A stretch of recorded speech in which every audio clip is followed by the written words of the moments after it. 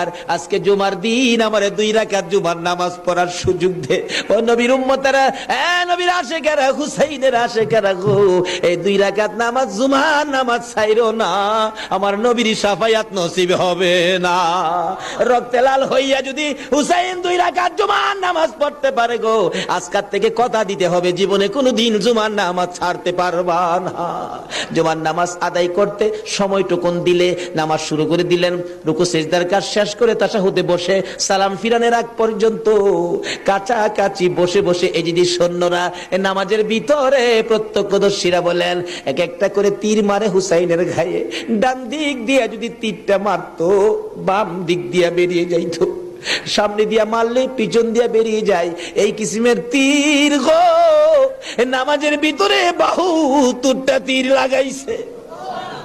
হুসাইন সালামটা ফিরাইয়া জান্নাত মায়ের পায়ে।